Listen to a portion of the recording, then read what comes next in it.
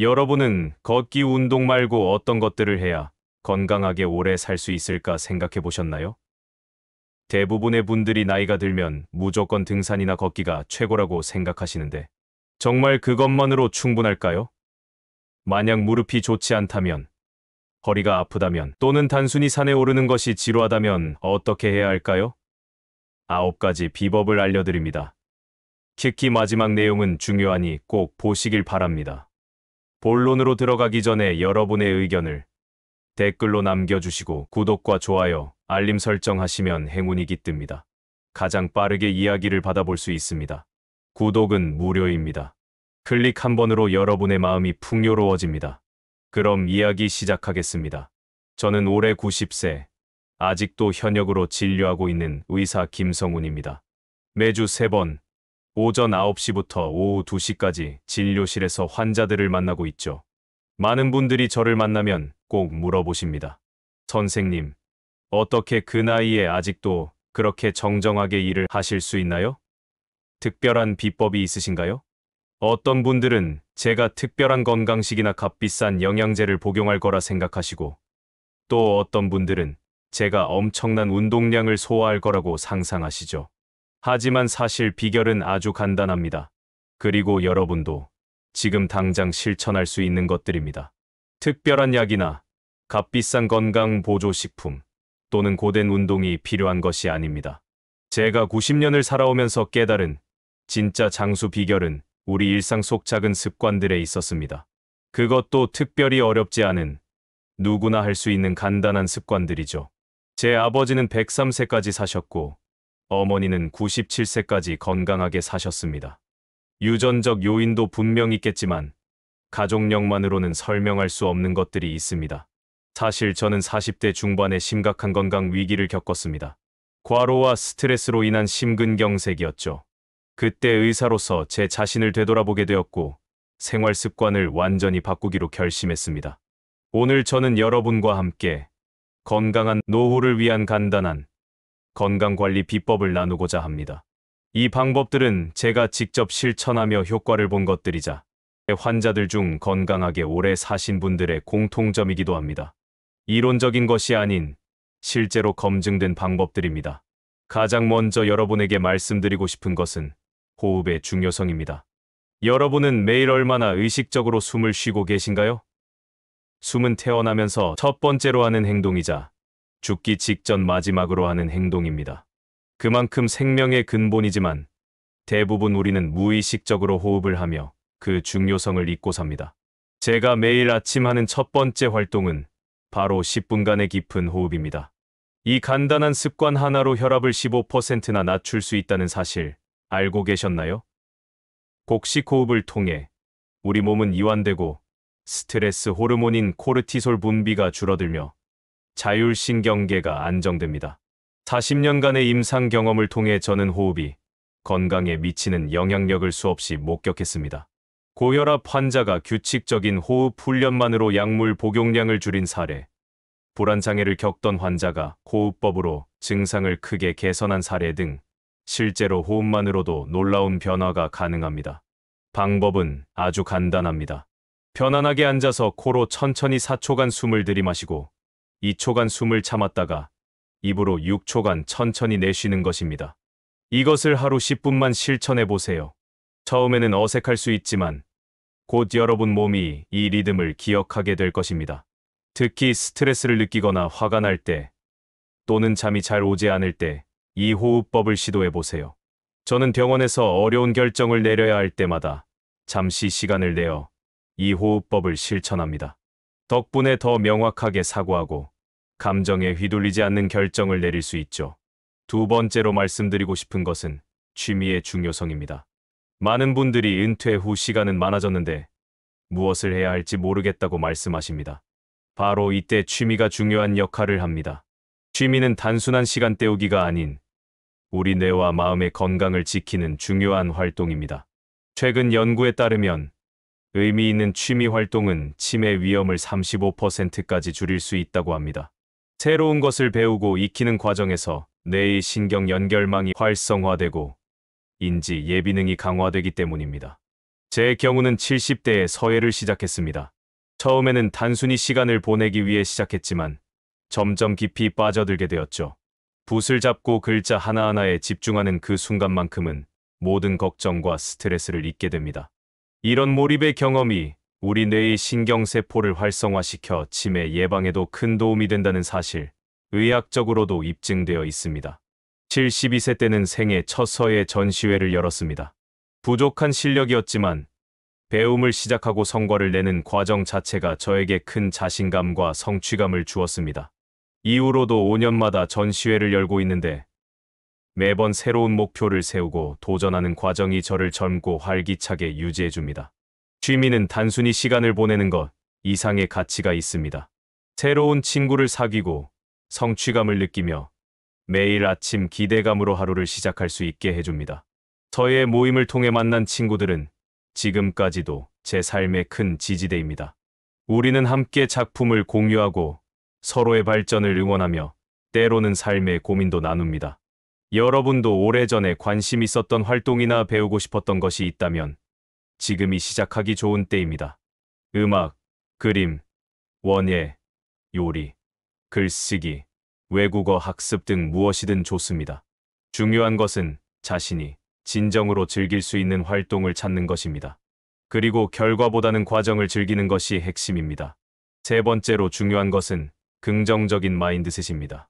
제 진료실에 오시는 환자분들 중 가장 오래 건강하게 사는 분들의 공통점은 바로 긍정적인 태도입니다. 이는 단순히 항상 웃으라는 말이 아닙니다. 현실적인 낙관주의 realistic optimism을 말하는 것이죠.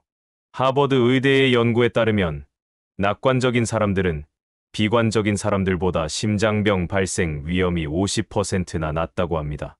또한 평균 수명도 1115% 더 길다는 연구 결과도 있습니다. 이는 단순한 심리적 효과를 넘어 실제로 면역 체계와 스트레스 호르몬 분비에 영향을 미치기 때문입니다. 저는 매일 아침 일어나면 감사한 일 3가지를 떠올리는 습관이 있습니다. 오늘 아침에도 아직 환자들을 볼 수 있는 건강함, 창밖으로 보이는 아름다운 하늘, 따뜻한 아침 차 한 잔에 감사했습니다. 처음에는 의도적으로 시작했지만 이제는 자연스럽게 일상의 작은 기쁨과 감사함을 발견하게 됩니다. 이렇게 작은 일상에서 행복을 찾는 습관이 우리 마음을 건강하게 합니다. 행복은 큰 성취나 특별한 순간에만 있는 것이 아니라 일상의 소소한 순간들 속에 존재합니다. 아침 햇살, 맛있는 식사, 반려동물의 애정 어린 눈빛, 가족과의 대화. 이런 작은 행복들을 의식적으로 발견하고 음미하는 것이 중요합니다. 물론 나이가 들면서 상실감이나 외로움과 같은 힘든 감정도 찾아옵니다. 배우자나 친구들과의 이별, 신체적 기능의 저하, 사회적 역할의 변화 등 노년기에는 여러 가지 어려움이 있습니다. 중요한 것은 이런 감정을 억누르거나 부정하지 않고 자연스럽게 인정하는 것입니다. 제 경우에는 아내를 떠나보낸 후 2년간 우울감에 시달렸습니다. 50년 넘게 함께한 동반자를 잃은 슬픔은 말로 표현하기 어려웠습니다. 그때 제가 한 일은 그 감정을 일기로 쓰고 가까운 친구들과 솔직하게 나누는 것이었습니다. 또한 의료봉사 활동을 시작하며 다른 이들을 돕는 데 집중했죠. 시간이 지나면서 슬픔이 완전히 사라지진 않았지만 그것과 함께 살아가는 방법을 배웠습니다. 스트레스 관리는 건강의 기본입니다. 감정을 숨기고 참는 것보다 표현하고 나누는 것이 훨씬 건강합니다. 연구에 따르면 스트레스 호르몬이 장기간 높게 유지되면 심장병, 고혈압, 면역력 저하 등 다양한 건강 문제를 일으킬 수 있습니다. 특히 노년기에는 스트레스에 대한 신체의 회복 능력이 떨어지기 때문에 더욱 효과적인 스트레스 관리가 필요합니다. 제가 추천하는 스트레스 해소법은 간단합니다. 좋아하는 음악 듣기, 가벼운 산책, 친구와의 대화, 또는 그저 크게 웃는 것. 이런 작은 활동들이 코르티솔 수치를 낮추고 행복 호르몬인 세로토닌과 엔도르핀 분비를 촉진합니다. 저의 경우 특히 클래식 음악을 듣는 것이 큰 위안이 됩니다. 바흐의 첼로 모음곡을 들으며 하루를 마무리하는 시간은 제게 없어서는 안 될 소중한 루틴입니다. 또한 명상이나 마음챙김 수련도 효과적입니다. 저는 하루 2번, 각 15분씩 단순히 호흡에 집중하는 시간을 가집니다. 이러한 비우는 시간이 오히려 내면의 평화와 집중력을 키워준다는 사실을 경험으로 깨달았습니다. 여러분도 자신에게 맞는 스트레스 관리법을 찾아보시길 권합니다. 네 번째로 말씀드리고 싶은 것은 규칙적인 수면의 중요성입니다.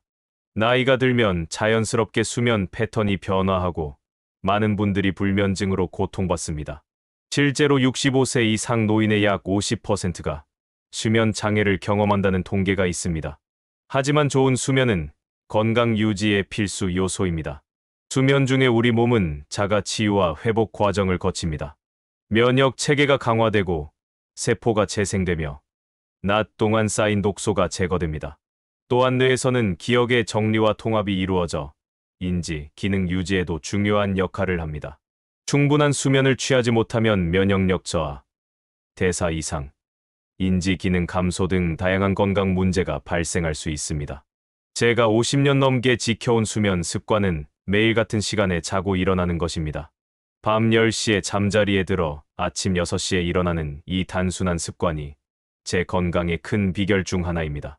규칙적인 수면은 신체 리듬을 안정시키고 면역 체계를 강화하며 기억력과 집중력을 향상시킵니다.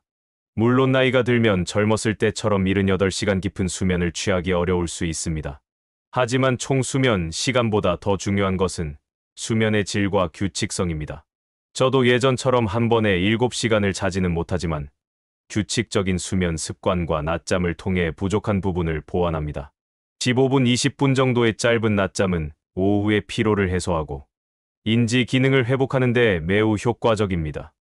또한 잠들기 전 1시간은 스마트폰이나 TV와 같은 전자기기를 멀리하고 따뜻한 차 한 잔과 함께 독서를 하거나 조용한 음악을 듣는 것이 도움이 됩니다. 블루라이트는 수면 호르몬인 멜라토닌 분비를 억제하기 때문에 잠들기 전 스마트폰이나 태블릿 사용은 수면의 질을 크게 저하시킬 수 있습니다. 침실 환경도 중요합니다. 조용하고 어두우며 적절한 온도 약 18도에서 20도를 유지하는 것이 좋습니다. 저는 침실에 라벤더 오일을 한 2방울 떨어뜨리는데 이 향이 마음을 진정시키고 수면의 질을 높이는 데 도움이 됩니다. 이런 취침 전 루틴이 몸과 마음에 이제 잘 시간이라는 신호를 보내 수면의 질을 크게 높여줍니다. 다섯째, 소통의 중요성을 강조하고 싶습니다. 나이가 들수록 사회적 관계가 줄어들기 쉽습니다. 은퇴로 인한 직장 동료와의 단절, 자녀들의 독립, 친구나 배우자와의 이별 등으로 인해 자연스럽게 교류가 줄어들죠. 하지만 주변 사람들과의 소통은 우리의 정신건강에 매우 중요합니다. 브리검 대학의 연구에 따르면 강한 사회적 유대를 가진 사람들은 수명이 50% 더 길다고 합니다. 또한 사회적 고립은 고혈압, 심장병, 비만 등 신체적 건강 문제와도 직접적인 연관이 있습니다. 연구에 따르면 사회적 관계가 활발한 노인들이 그렇지 않은 노인들보다 평균 수명이 더 길다고 합니다. 저는 일주일에 한 번씩 오래된 친구들과 만나 차를 마시며 대화하는 시간을 가집니다. 이 모임은 30년 넘게 이어져 왔으며 서로의 기쁨과 슬픔을 나누는 소중한 자리입니다. 때로는 아픈 친구를 위해 병원을 함께 방문하기도 하고 경조사에 참여하며 삶의 중요한 순간들을 함께합니다. 또한 젊은 의사들과의 교류를 통해 새로운 지식과 관점을 얻고 제 자신도 활기를 유지할 수 있습니다. 매월 한 번씩 젊은 의사들과 함께하는 연구 모임에서는 최신 의학 정보를 공유하고 토론합니다. 저는 경험을 나누고 그들은 새로운 지식을 제공하는 이 상호작용이 서로에게 큰 도움이 됩니다. 여러분도 가족, 친구, 이웃과의 관계를 소중히 하고 필요하다면 새로운 커뮤니티에 참여해보세요. 지역센터의 프로그램, 종교활동, 자원봉사, 동호회 등 다양한 방법으로 사회적 연결을 유지할 수 있습니다. 비록 처음에는 낯설고 어색할 수 있지만 용기를 내어 첫 발을 내딛는 것이 중요합니다. 여섯째, 장 건강의 중요성을 간과해서는 안 됩니다. 의학계에서는 장을 제2의 뇌라고 부를 정도로 그 중요성이 강조되고 있습니다. 장이 건강해야 면역력이 높아지고 영양소 흡수가 원활해지며 약도 효과적으로 작용합니다. 최근 연구들은 장내 미생물 균형이 우울증, 불안장애, 심지어 파킨슨병과 알츠하이머병 같은 퇴행성 신경질환과도 밀접한 관계가 있다는 사실을 밝혀내고 있습니다. 제 경우 80대 초반에 장 건강이 악화되어 여러 건강 문제를 겪었습니다. 몇 년간 누적된 잘못된 식습관과 스트레스, 그리고 항생제 사용으로 인해 장내 미생물 균형이 깨졌던 것입니다. 만성 설사와 복통은 물론 전신 피로와 면역력 저하로 작은 감기도 쉽게 나아지지 않았습니다. 심지어 우울감도 느꼈죠. 그때 식습관을 완전히 바꾸었는데 이것이 제가 90세에도 현역으로 활동할 수 있는 큰 전환점이 되었습니다. 장내 유익균을 늘리기 위한 식습관 개선은 단순히 소화기 증상 개선을 넘어 전신 건강과 활력, 심지어 정신 건강까지 회복시켜 주었습니다. 장 건강을 위한 첫 번째 원칙은 다양한 식이섬유 섭취입니다. 식이섬유는 장내 유익균의 먹이가 되고 장 운동을 촉진시켜 독소 배출을 돕습니다. 채소, 과일, 통곡물, 견과류 등을 균형 있게 먹는 것이 중요합니다. 특히 제철 식품은 영양가도 높고 몸에 더 잘 맞습니다. 저는 매일 아침 5가지 이상의 채소를 넣은 수프로 하루를 시작합니다. 시금치, 당근, 양파, 토마토, 버섯 등을 넣고 가볍게 끓인 수프는 소화가 잘 되면서도 풍부한 영양소를 제공합니다. 점심에는 계절 생채소 샐러드를, 저녁에는 찌개나 국을 통해 다양한 채소를 섭취하려고 노력합니다. 일주일에 적어도 25종류 이상의 다양한 식물성 식품을 먹는 것이 목표입니다. 두 번째는 발효식품의 섭취입니다. 김치, 요구르트, 된장과 같은 발효식품은 장내 유익균을 늘려주는 프로바이오틱스가 풍부합니다. 특히 자연 발효된 식품들은 다양한 유산균 외에도 유기산, 비타민, 항산화 물질 등 건강에 유익한 성분들을 포함하고 있습니다. 저는 직접 담근, 오래 숙성시킨 된장으로 매일 된장국을 끓여 먹습니다. 3년 이상 숙성된 된장은 감칠맛도 좋지만 발효 과정에서 생성된 다양한 유익균과 항산화 물질이 풍부합니다. 또한 일주일에 3번은 무가당 요구르트에 계절 과일을 곁들여 먹습니다. 비싼 프로바이오틱스 보조제보다 이런 자연 발효식품이 훨씬 효과적임을 경험을 통해 깨달았습니다. 세 번째는 적절한 수분 섭취입니다. 나이가 들면 갈증을 느끼는 감각이 둔해져 수분 섭취가 부족해지기 쉽습니다. 장 건강을 위해서는 충분한 수분이 필수적입니다. 수분이 부족하면 장 내용물이 딱딱해져 배변 장애가 생기고 장내 독소가 제대로 배출되지 않습니다. 하루에 최소 6잔의 물을 마시는 것을 목표로 하세요. 저는 책상에 항상 물병을 두고 시간마다 한 잔씩 마시는 습관이 있습니다. 또한 수시로 따뜻한 차를 마시는데 특히 보리차나 돼지감자차, 민들레차 같은 자연차는 장 건강에 도움이 됩니다. 마지막으로 장 건강을 위해서는 과도한 스트레스 관리와 규칙적인 생활 리듬도 중요합니다. 스트레스는 장내 미생물 균형을 교란시키고 장 점막의 투과성을 높여 새는 장 증후군의 위험을 증가시킵니다. 앞서 말씀드린 호흡법이나 명상이 장 건강에도 도움이 된다는 사실 기억해 주세요. 7째, 적절한 운동의 중요성입니다. 앞서 말씀드렸듯이 꼭 등산이나 걷기만이 최선은 아닙니다.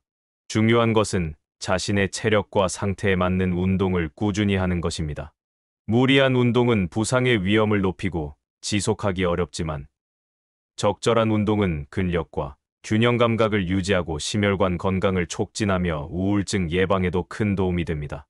65세 이상 노인들의 사망 원인 중 하나가 낙상과 관련된 합병증입니다. 적절한 운동을 통해 근력과 균형 감각을 유지하는 것은 낙상 예방에 매우 중요합니다. 또한 규칙적인 운동은 제2형 당뇨병, 고혈압, 심장병 같은 만성질환 관리에도 필수적입니다. 저는 매일 아침 15분간 태극권을 합니다. 태극권은 관절에 무리를 주지 않으면서도 균형 감각, 근력, 유연성을 모두 향상시키는 훌륭한 운동입니다. 또한 호흡과 움직임이 결합되어 마음의 안정에도 도움이 됩니다. 처음 배우기 시작했을 때는 동작이 어색하고 지루하게 느껴졌지만 지금은 하루를 시작하는 필수 의식이 되었습니다. 제 개인적인 경험을 나누자면 75세의 가벼운 뇌졸중을 경험한 후 오른쪽 팔다리에 약간의 마비가 있었습니다.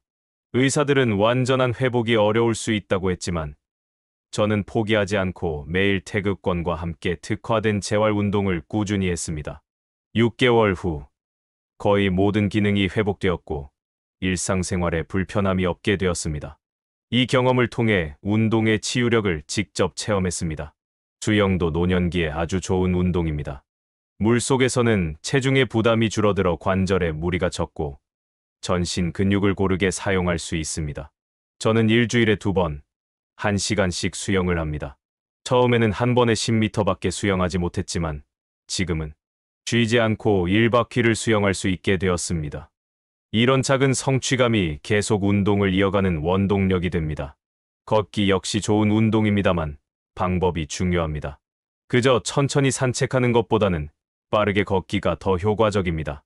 심장 박동수가 약간 올라가고 숨이 조금 가빠질 정도의 속도로 30분 이상 걷는 것이 이상적입니다. 저는 매일 오후에 동네 한 바퀴를 빠르게 걷습니다. 이때 자세도 중요한데 허리를 곧게 펴고 팔을 자연스럽게 흔들며 걷는 것이 좋습니다. 운동의 핵심은 과함이 아닌 꾸준함입니다.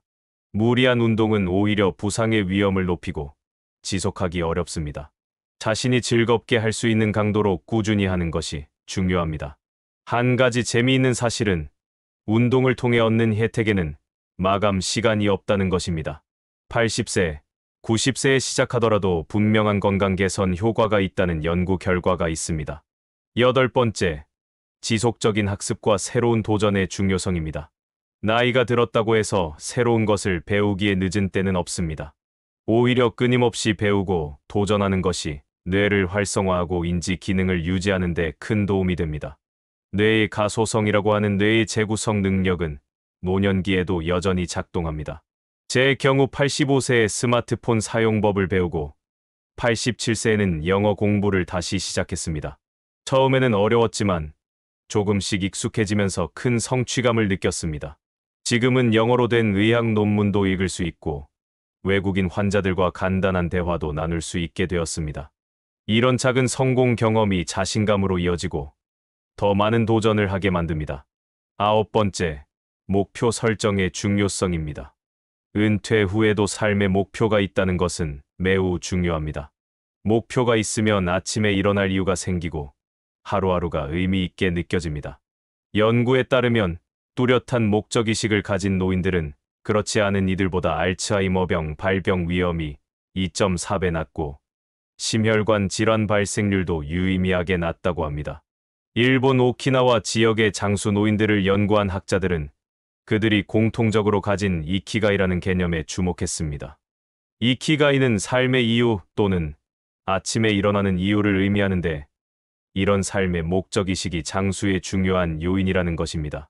목표는 거창할 필요가 없습니다. 올해는 텃밭에서 토마토를 성공적으로 기르기, 손자에게 바둑 가르치기, 지역 봉사활동에 참여하기 같은 작은 목표도 충분합니다. 중요한 것은 그 목표가 여러분에게 의미 있고 달성 가능한 것이어야 한다는 점입니다. 제 목표는 95세까지 현역 의사로 활동하는 것입니다. 물론 건강이 허락하는 한에서입니다. 이 목표가 있기에 저는 매일 건강 관리에 더욱 신경 쓰게 되고 의학 공부도 게을리하지 않습니다. 또한 92세까지 제 의학 경험과 지식을 담은 책을 출간하는 것도 목표로 하고 있습니다. 이런 목표들이 제 삶의 방향과 의미를 부여합니다.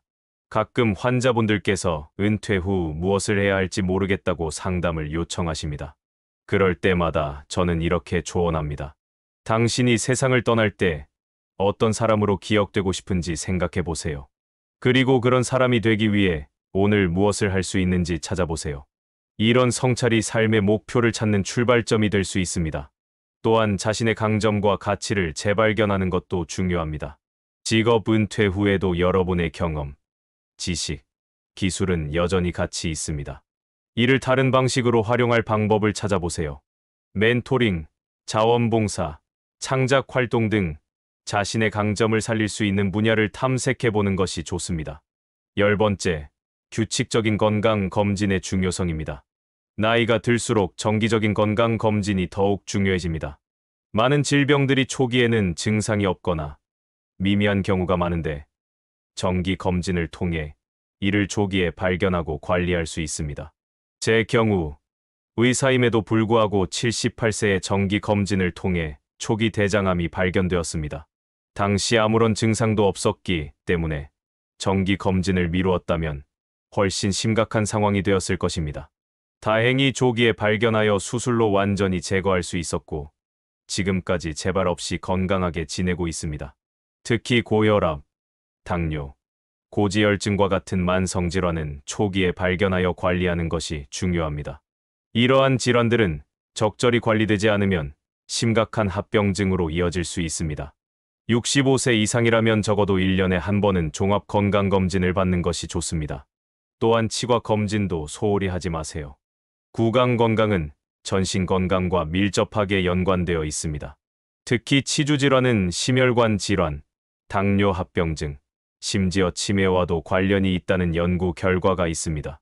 저는 6개월마다 한 번씩 치과를 방문하여 검진을 받고 필요시 치료를 받습니다. 건강검진 결과를 바탕으로 개인화된 건강관리 계획을 세우는 것도 중요합니다. 의사와 상담하여 자신의 건강 상태와 위험 요인에 맞는 관리 방법을 찾아보세요. 약물 치료가 필요한 경우 정확히 처방된 대로 복용하는 것이 중요합니다. 여러 약을 복용하는 경우 다제약무료법 정기적으로 의사와 상담하여 약물 상호작용을 확인하는 것이 좋습니다. 지금까지 제가 90년을 살아오며 깨달은 건강한 노후를 위한 10가지 비결을 말씀드렸습니다. 이 모든 것의 핵심은 바로 작은 습관의 힘입니다. 큰 변화는 하루아침에 이루어지지 않습니다.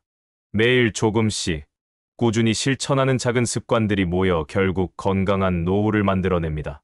저 역시 하루아침에 건강해진 것이 아니라 수십 년간 유지해 온 좋은 습관들이 오늘의 제 건강을 만들어 주었습니다. 수많은 환자들을 진료하며 발견한 흥미로운 패턴이 있습니다. 건강하게 오래 사는 분들은 대부분 극적인 생활 방식의 변화보다는 일관된 작은 습관들을 실천하고 있었습니다. 매일 15분 산책하기, 채소 한 접시 더 먹기, 일기 쓰기, 친구와 정기적으로 연락하기 같은 것들이죠. 이런 작은 습관들이 모여 놀라운 결과를 만들어냅니다. 습관 형성에 관한 연구에 따르면 새로운 습관이 자동화되기까지는 평균 66일이 걸린다고 합니다. 처음에는 의식적인 노력이 필요하지만 점차 자연스럽게 몸에 배게 됩니다. 중요한 것은 시작하는 것, 그리고 포기하지 않는 것입니다. 제가 평생 의사로 일하며 가장 안타까웠던 것은 많은 건강 문제들이 예방 가능했다는 점입니다. 사실 대부분의 만성질환은 생활 방식의 변화만으로도 상당 부분 예방하거나 관리할 수 있습니다. 하지만 많은 분들이 증상이 심각해져서야 병원을 찾으십니다. 그때는 이미 치료가 더 어려워진 상태인 경우가 많습니다. 여러분, 나이가 들었다고 포기하지 마세요. 나이 때문에 라는 말은 변명이 될 수 없습니다. 90세의 현역 의사인 제가 자신 있게 말씀드립니다. 나이는 숫자에 불과합니다. 중요한 것은 자신의 몸과 마음을 얼마나 잘 관리하느냐입니다. 지금 이 순간부터 시작하세요. 하루에 10분 깊은 호흡, 한 가지 새로운 취미, 친구와의 대화, 규칙적인 수면. 이런 작은 변화들이 여러분의 인생을 완전히 바꿀 수 있습니다. 제 환자 중 한 분의 사례를 나누고 싶습니다. 78세의 박 선생님은 심한 관절염과 우울증으로 거의 집에만 계셨습니다. 하루 종일 TV만 보며 지내시던 그분께 매일 10분씩 태극권을 시작해보라고 권했습니다. 처음에는 매우 회의적이셨지만 딸의 권유로 마지못해 시작하셨죠. 6개월 후 그분은 완전히 다른 사람이 되어 있었습니다.